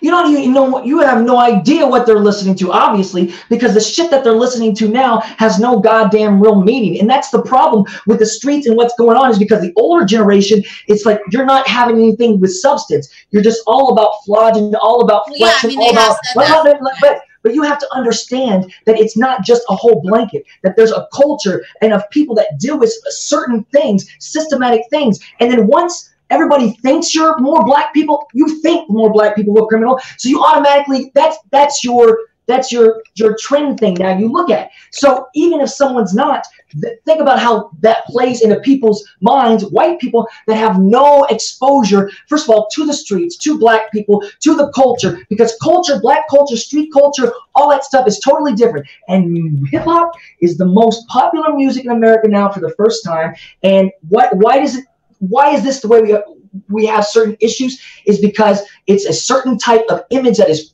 propaganda on the stream, because they want you to be afraid. They want you to think that this is the idea of the black man, rather than understanding the theme, the thread, what creates it. The policies create it, and once they get systematically put in the system, then they get fucked over and over and over. And then what happens is you don't care about shit when you have nothing to fucking lose. Rather than understanding what the psyche and how, you know, you took your father, all these people before you. Those people were in jail because of the goddamn bullshit system. The crack epidemic, the crime bills, some bullshit. They can say anything they want to, and then fucking put you in jail. And so what happens? Boom. Now you don't have a father. Now you don't have a fucking system or a family system. So what happens? The kid's got to go out and make some money to take care of his family. So what's the easiest way to do it? Go on the streets. Why are you going on the streets? Because I agree. You can get product from the goddamn government, because that's what the goddamn government's doing. Okay. So then it's like, okay, this guy's a criminal now. So if you think that black people are, see what I'm saying? You can't say that NWA started this shit. You have to say, okay, well, you asked me where I started the culture, where I think the culture started, and that's why you're mistaken. That's what for you to even say that. Maybe I'm mistaken. For you to even say that shows how. For you to say that shows how you have no idea. I will concede that could be a mistake to say that. Okay, can I? Well, I mean, but that shows your logic. That shows your logic. It's not. It shows your logic. You used Maury. You use Maury as an example. I was joking with that. Used in NWA. I specifically said it was a joke before I said it 4 times. Jesus Christ. I was joking with that. Can I ask you a question? A real question. Some sort of weight. Let her ask a question. This isn't a loaded question. There's some sort of weight. This is not a loaded question. This is a genuine question that just popped in my mind when you were talking about the government. I agree with you on everything you said. Okay? I do. I agree with you on everything you said. Here's my question then. Is it white people or is it the government? Because here in the government, they're mixed people. There's a lot of people in the government making laws, putting forth legislation. The Boston mayor is black. The Boston sheriff is black. Okay. The Boston all right. Well, let's racist. Right. Okay. First of all, let's map that out. Yes. Let's be specific if you want to talk about it. The system is, remember, the majority is white, so there's going to be a lot more white, but there's a lot more black people in the system now than there was before, absolutely. But remember, in order for somebody to be in this system, they have to play a certain ball, a certain type of thing, like Barack Obama or these people. There's a reason why these people are in power. They're there for optics. That doesn't mean that they are for the cause just because they're black. No, the other thing is people all follow the policies. They're your Uncle Tom types. They say, okay, I'm just going to follow the policies, even if I'm not going to ask questions. I'm not going to stop shit. And that's what sets up that whole thing.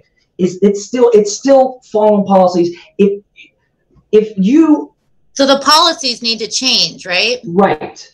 Okay, so, and I'm agreeing with you there. The justice system's fucked. But understand what the policies do. The policies create this environment for the police and the justice system to disproportionately affect the black community, and especially when it comes to free labor, when it comes to the private prison industries and how all this stuff works. Okay, I used to make that argument. I used to say that all the time. I used to talk about the private. It sounds like I don't know. I don't know. That's why I was wondering if you had actually seen my Tim Black interview. You remember it, Dave? I was very much saying everything you're saying now. That's why I asked people, why doesn't anyone give me any credence to, or not necessarily credence, but why doesn't anyone at least ask themselves why I changed my mind? Because I would talk about it just as passionately as you are right now in the way that you're saying. Every argument you've made to me, I have made to someone else in my position saying these things to me. So, and I guarantee you will hear this exact stuff come out. Like when I did that 5-minute Tim Black interview, that what you're saying is what I said. It really is what I said. Then I saw things that just were like, that doesn't add up. So you're talking about disproportionate. You're talking about specific things disrupting that narrative that you had. You're looking at, you say, okay, well, your friend was able to get into this class or something like that, and you weren't, even though everything No, I needed help. I needed help from the government. And there's a lot, but that I got denied. But that does not mean your specific experience does not mean that this has not happened on a grand scale. But what you're asking me to do is to take individual experiences from another community and do that. Like you're saying, I'm telling you to listen to the culture, listen to the theme, the thread of what's going on. Watch the videos, watch and understand what is happening, and understand how the policies affect and how the cycle, the culture works, and how it's created and how it's propagated through the media. And then once you have that idea, that image, visual, people can see. First of all, once they put you in jail for bullshit, then all they have to do is say, okay, look at all the black people in jail. Look at all the black people in jail. Okay, so if you're saying that they're in jail for bullshit, then you can't say all these people are criminals. See, so here's the thing. Like, this is where you and I. You're saying I understand the root, but on the output of that policy, you're not following the train. No, I think this is where you and I disconnect. Actually, this is not you and I. You disconnect from reality.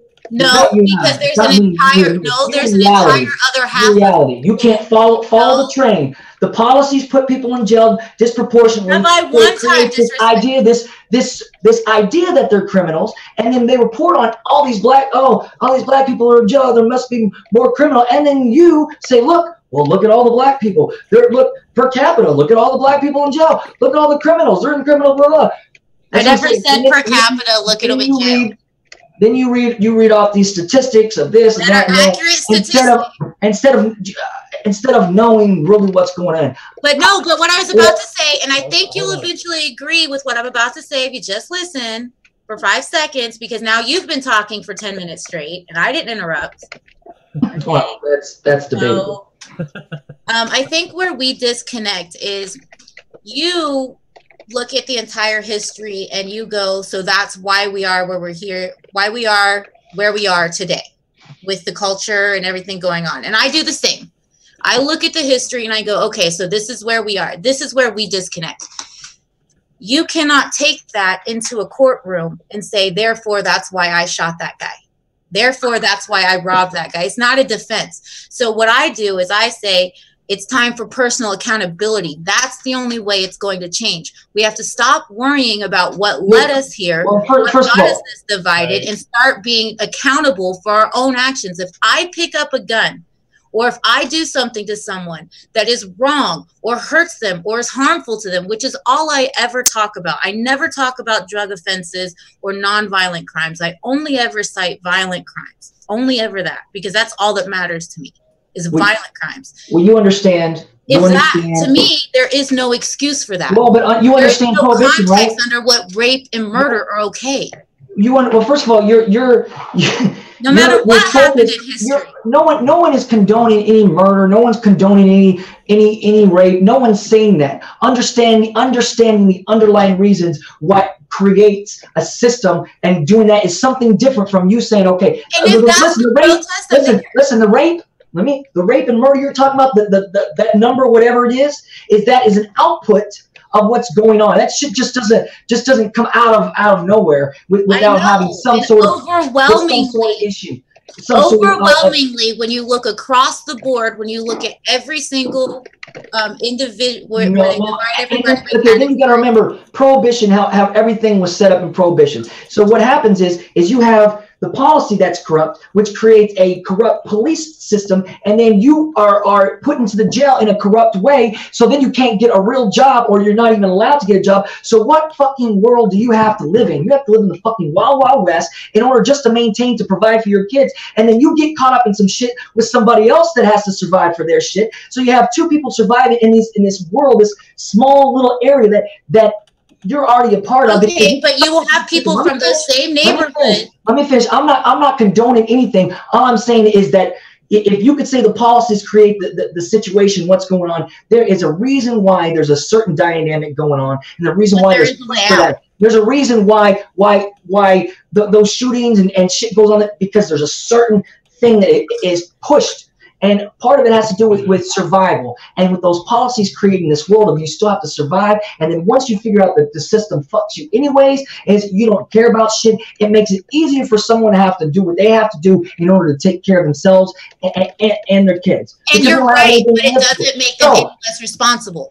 You're right about that. You're talking about responsibility. No, you're talking about a damn near entire fucking culture fucked over because of bullshit policies, because of men. Why say the white men? Not even white men. Fucking Michael Jordan's fucking invested into goddamn private prisons. Motherfuckers are making money off blood. So how is it racist? People. That's my thing. Is like, how is it racist? And why is it not about money? It's about money, people. Well, but yes, when they use black and brown people in order to funnel that money. That's the whole point. Is that it's easier that way, because they can say, oh well, look, they're this, they're that, because they back them into a fucking corner, and then they make them mad. Think about what we've done to Iraq. Then why over a million people. Anything you think comes up and hates America, do you think that they're allowed to hate America if we're bombing and killing their people with no real evidence?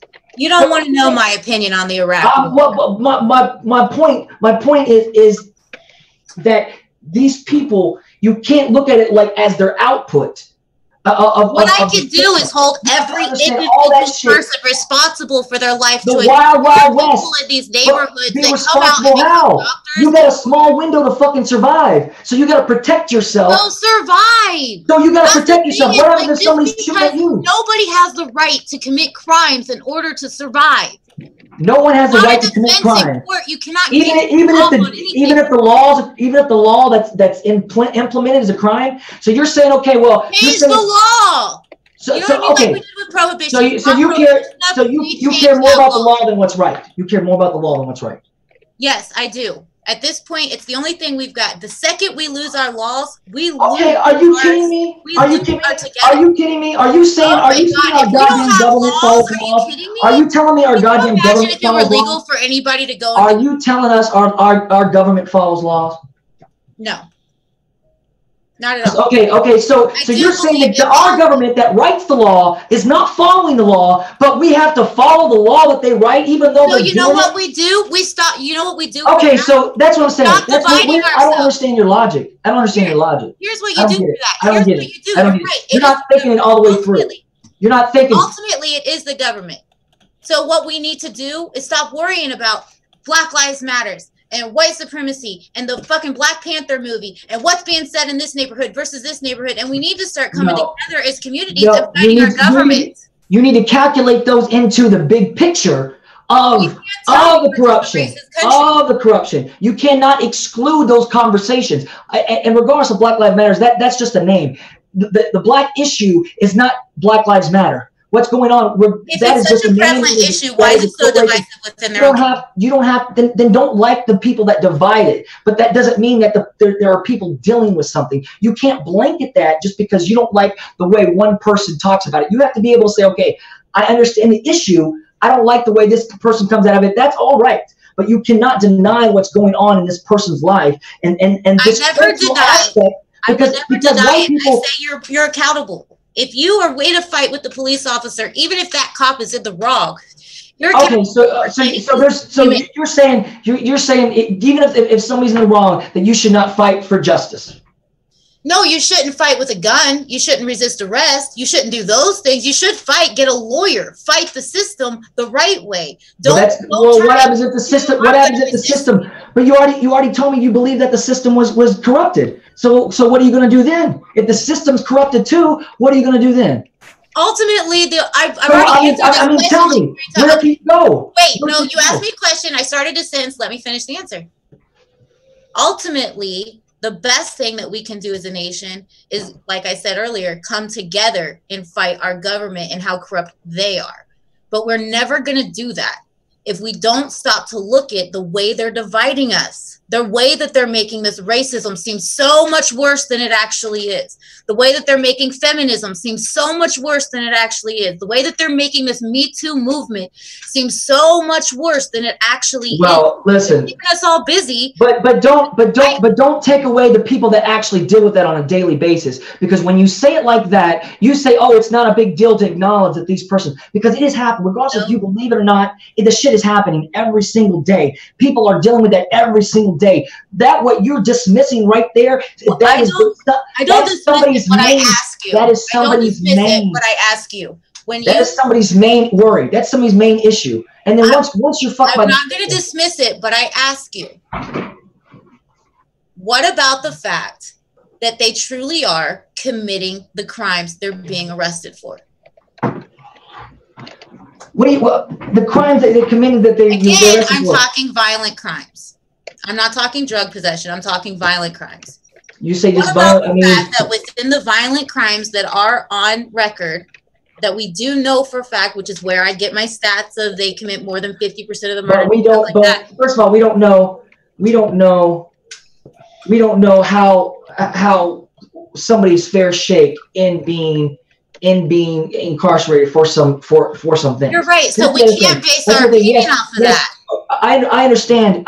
But when you say, okay, here's your world that you have to live in. Here's the cage you're going to live in right here. So if you want to survive, here's some drugs, or here's this. Here's the only your big opportunity that going to get you, and here's it for you to jump onto, and here's it for this other guy too. So then what happens is it creates this culture of shit going on, and people step on each other's toes. No, even the streets don't like that shit, but there's a reason why that shit's happening. And the reason why is because it's not only happening on the outside and propagating it to white people and the people that are looking, it's doing the same thing to black people. Black people have their own viewing of things too. But we have to remember that if a lot of people are saying it, then we have to take that into account. Okay, that is the main thing. I got something. I gotta go in a minute. I really do. I got a chiropractic appointment at 3, but I got something.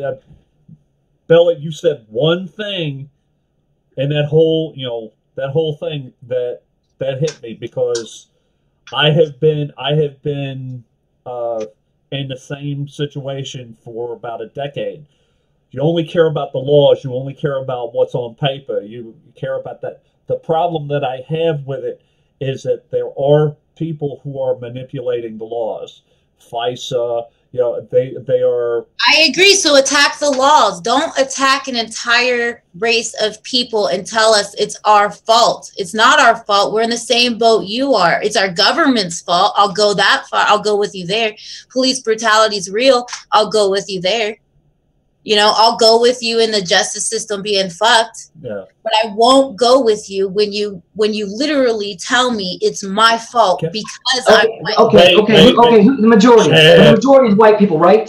So who enables the policies? Who's not listening to what's going on? Who's not listening? White people. If white people are the not majority, necessarily. No, I'm just saying. Because a lot of the inner cities, they elect mayors and governors and senators who all came from their neighborhoods, who don't in turn try to focus money on education or cleaning up the neighborhood, who are more interested in just taking the bribes and gigs. So even when you have the people of color electing people of color, they're still corrupt. Once you get into that money, it's about money. And there's your point. There's your point. Can I just please, can I just point out the irony that we have 4 white people in a conversation where people are screaming at each other that we don't understand black people?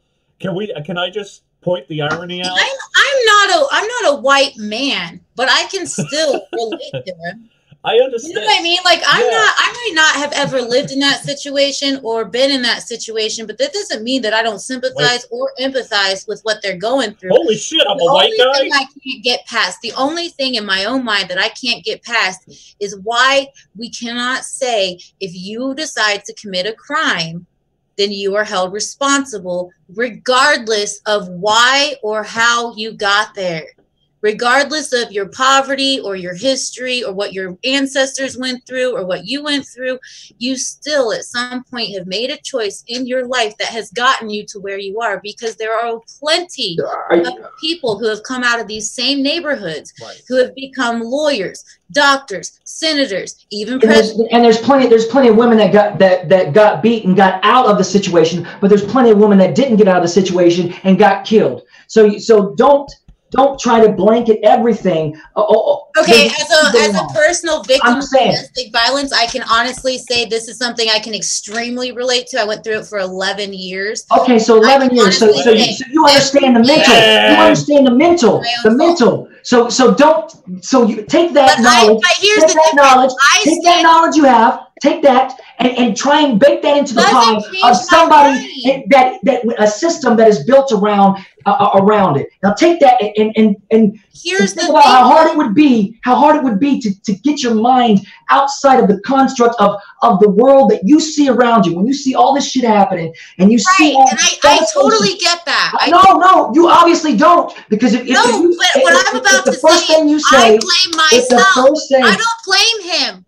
I don't blame my parents. I don't blame the church I grew up in. I blame myself. But nobody should have but nobody should understand what you go through and try to make it easier and try to help people understand.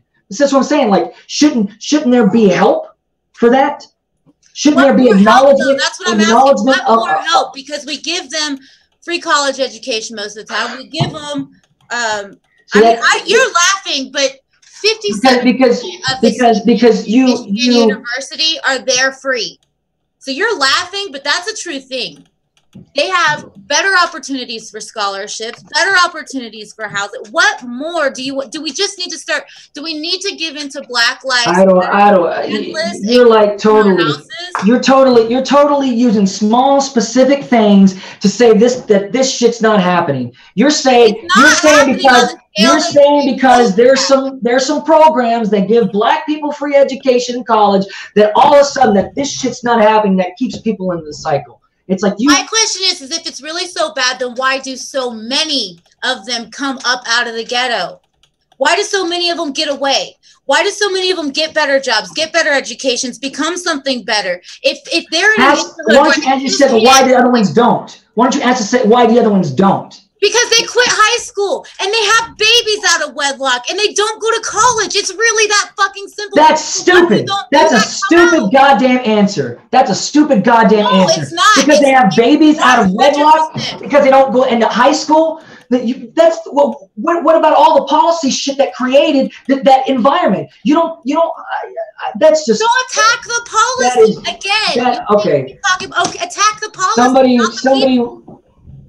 You know, don't attack average citizens, because right now what's happening, I see it in my community a lot, is there's like there's something happening where white people who didn't really give a shit one way or the other are now becoming racist because they can't stand being told that because they're white, they shouldn't be able to say certain things. They can't do certain things. They're racist. What I'm saying is that this whole narrative is actually creating what's being talked about. Actually, it's not. It hasn't really been talked about in this way before. And the only reason why this shit's happening in the conversation that it's happening is because we have social media. We're able to communicate these ideas and it's coming out to the forefront. So that feeling that you have is just a feeling. But for every black you don't like to feel like maybe I could show you one. Maybe your view on the output of these policies and stuff of black people maybe just isn't what it is. Then that's hard. That's hard to process, to take away, to say, wait a second. No, it's just for every black person you can give me. It really boils down to this. For every black person you can give me that supports your point of view, we're not talking that supports mine. Well, okay, individual people. It is just because individual people go through different experiences doesn't mean that there's not a huge culture of people that deal with that on a bigger scale. So you're like, okay, well, but look at all these people. Look at these people that came out. Yeah, but obviously there's a bigger issue than just, oh, they just didn't pull themselves up by their bootstraps. It sounds like you obviously don't understand. Because think about the country. Yeah, because I don't live in a poor neighborhood. I'm not broke. So you're not listening to the people that, you're not listening to people that do live like that. I live like that. That's what I was being sarcastic. I live in the ghetto. I live like that. Right now, broke as fuck. All the time. Broke. And no one's trying to take away anything that you deal with. $50. That's what I got in my bank account. One takes away anything. I'm not going to rob anybody to get more money. My kid needs food right now. No one. I just got out of like I told you earlier. I just got out of that shitty ass relationship. I don't have shit right now. Nobody's trying to help me. No one. I have to do it on my own. So why on earth should I look at someone else and say they have to be helped when I can't get the help? The next person beside me can't get the help. The person on this side of me can't get the help. Like, I mean, you act like I don't know. Like I haven't been there. I've been there. I've been arrested. I've been put in jail. I'm broke as fuck. But you're not black. I can't do anything about it. But you're not black. Yeah, so therefore I don't qualify for free college education like I should. I can't. I can't put that on my application. I don't qualify for the same government programs. Just because of that, well, of course. Well, then you go back to the goddamn. If you think the government's corrupted, so why are you using bullshit policies that affect the wrong people rather than being specific on the people? Rather than those policies need to be specific for people, you are looking at it like, oh, well, just because black people, because of this specific policy gives them more thing, that it automatically gives them an upper hand to you. That shows that you have a chip on your shoulder because you can't get that same help. Like, my point is, if you want equality, then have equality. You can't call yourself equal and get more. You just can't. Well, when you start with less, okay, that's the thing. It's like I never had anything. See that there's the issue is that as an African American or minority, you are considered less in this country. And by the left. Only by the left, because everyone I know says that black people are capable of doing the same things that we're capable of doing. It's the left who says they can't do it. It's the left who says can't do something. What the fuck does that have to do with anything? They can't get out of the ghettos. They can't help themselves. They can't stop poverty. They can't help their school system. No one said somebody can't help themselves, but that does not mean the system. That does not mean the system does not disproportionately create an issue. Does not put tons of black male Americans in jail that are already in jail that cannot get out of jail because of those things. When you're talking about pulling themselves out of the thing, you got to remember people are still hurting because their father and their grandfather and their families were fucked over by the government. So but so was mine. That's my whole point. Is like it's not. But here's the thing. No one is saying that you don't go through your own hardships.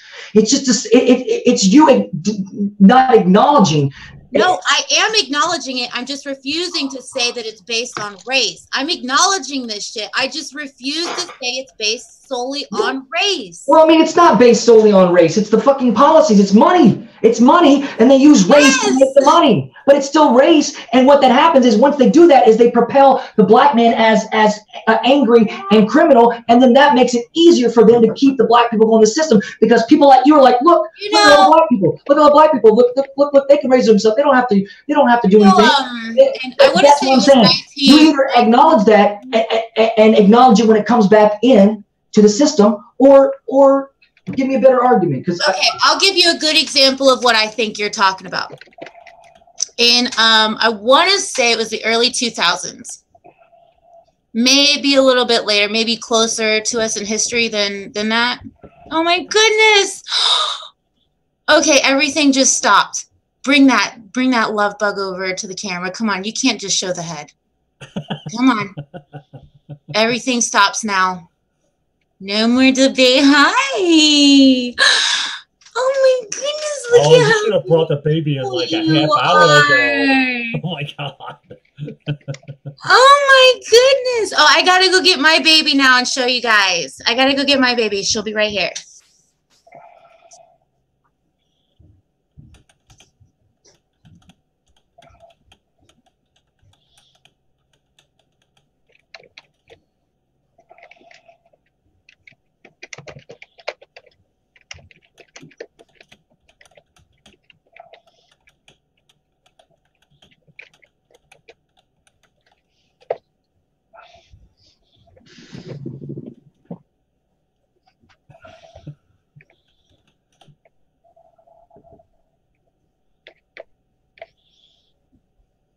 Likes when I get riled up. Gets her going. Gets all right, baby.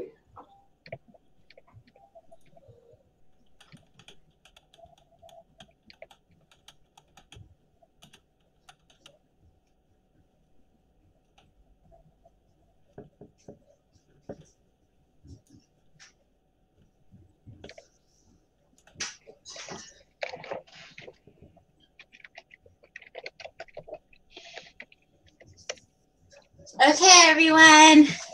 Meet Buddha. Oh Lord. Oh, that thing's gonna get Buddha.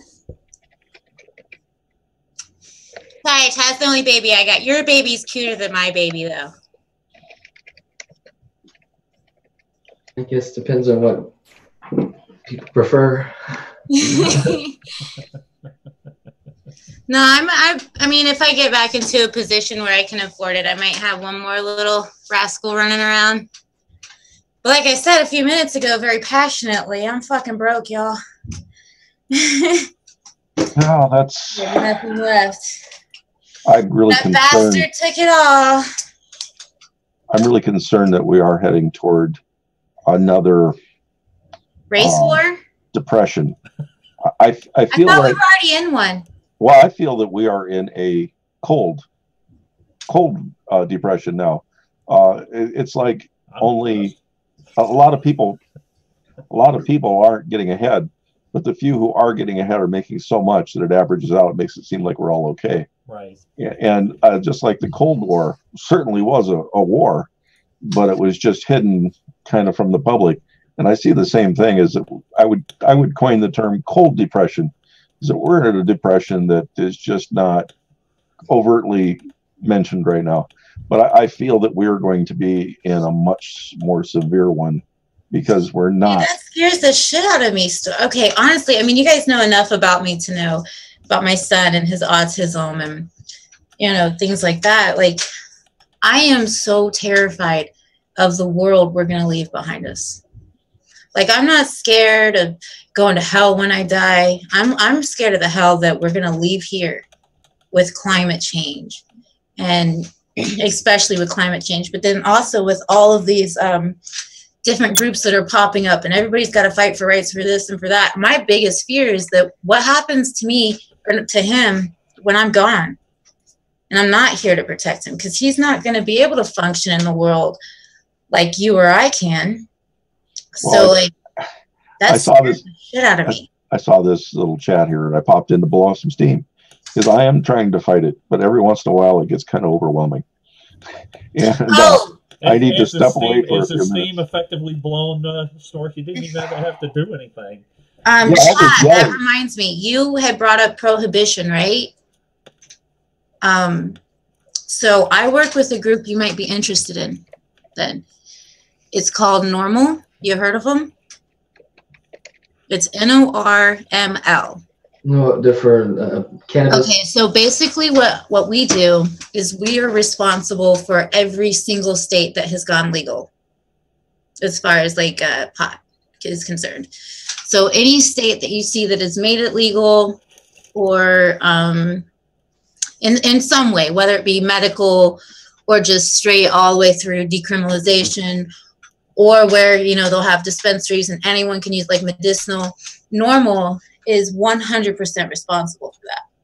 We are the group that legislates it. We push it in every state. It's what I've spent most of my time on. I know you guys probably don't look at my channel much anymore, but the reason that I'm not putting a lot of videos on there is because I'm focusing on a new thing a new project. It's a 420 project. It's called Cannabis. It's like to get away from all the shit that we just argued about. It's to come and have 15 minutes of fun and shit. But I'm doing it in coordinates with NORML because I've been working with their group for a long time to legalize marijuana across the board in America. No questions asked. As long as you're 18 or 21, whichever age they decide, you can partake. So when you brought up prohibition, that's what popped in my mind is like, I wonder if he knows about NORML and what they're trying to do right now to at least end a part of the drug war. Now, I'm on the side of I think that all drugs should be legalized and regulated. That's my personal opinion. But for most people, marijuana is where they stop. But we got 27 states. I just personally got my medical license myself a couple days ago. So I'm pretty excited about that. But it might be something you want to look into getting involved in, because the more we legalize, the more we reduce what you're talking about, where they have the